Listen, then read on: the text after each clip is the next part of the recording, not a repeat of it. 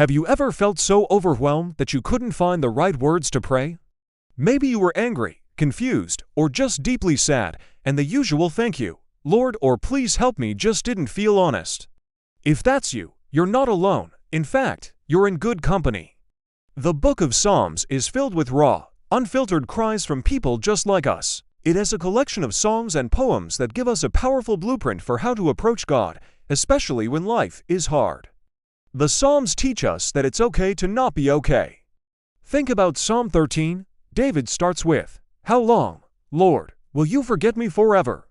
How long will you hide your face from me?" He's not holding back. He's expressing his frustration, his sense of abandonment.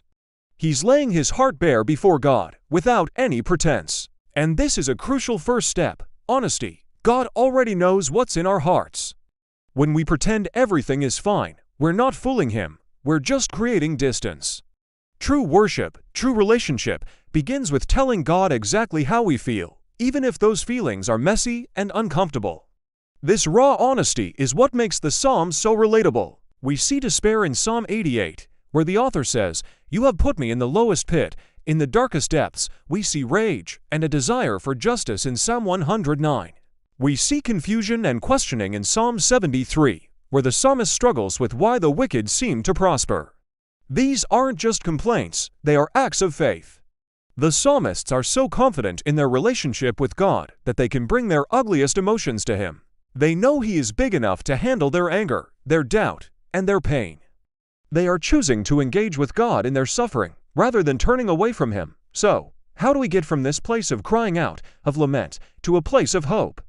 This is the beautiful journey the Psalms guide us on. The pattern is often the same: a cry of distress, a brutal accounting of the problem, and then a pivot. A turn, a conscious choice to remember who God is. Let's go back to Psalm 13. After pouring out his frustration, David makes a shift. He says, "But I trust in your unfailing love. My heart rejoices in your salvation." Notice the word "but." It's a hinge that swings the entire poem from despair to hope. He doesn't suddenly feel better. His circumstances haven't necessarily changed. What changes is his focus. He intentionally brings to mind God's character. He remembers God's faithfulness in the past. He remembers God's promises for the future. This is a discipline we can all practice. When we are in the pit, we can make a conscious choice to remember. We can recall specific times God has been faithful to us. We can open the Bible and read about His mighty acts for His people throughout history. We can remind ourselves of the ultimate promise of salvation through Jesus Christ. It's not about ignoring our pain, but about putting our pain in perspective next to the greatness of our God. This act of remembering often leads to the next step: recounting God's attributes. The psalmists don't just say, "I trust you," they say why. In Psalm 145, David declares, "The Lord is gracious and compassionate, slow to anger, and rich in love." The Lord is good to all. He has compassion on all He has made. He's listing God's resume, so to speak. He's reminding himself and anyone listening of God's unchanging nature. When we are swirling in anxiety, one of the most powerful things we can do is declare who God is. We can say aloud, "God, you are my rock, you are my fortress. You are my deliverer, you are sovereign. You are good, you are for me." Speaking these truths out loud has a way of silencing the lies of fear and doubt. It reorients our hearts and minds, lifting our gaze from our problems to our problem solver.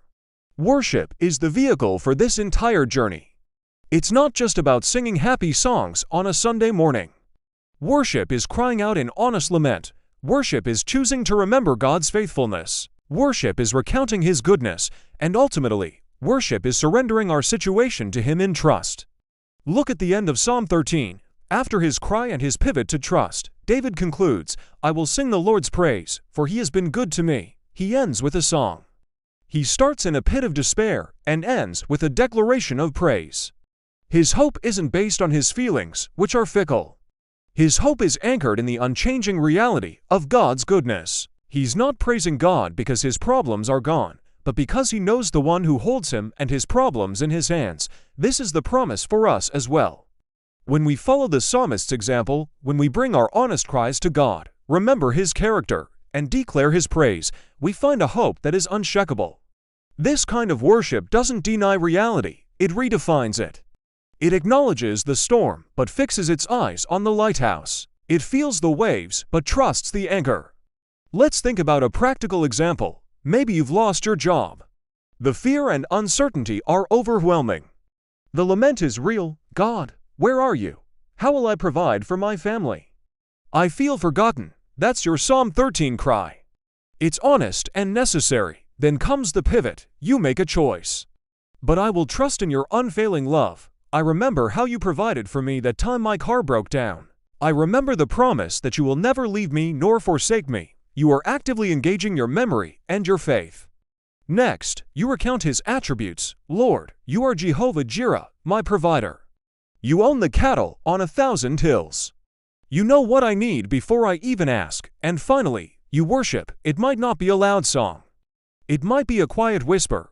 I will praise you, Lord, because even in this, you are good. I trust you with my future. This is how worship becomes a lifeline. It transforms our perspective from one of victimhood to one of expectant hope in a faithful God. The book of Psalms is a gift. It's a divine songbook that validates our every emotion and gives us a roadmap back to hope. It shows us that worship isn't about pretending. It's about processing our lives in the presence of God. It's in the messy middle, in the honest cry, that we find the space to remember, to declare, and to truly worship.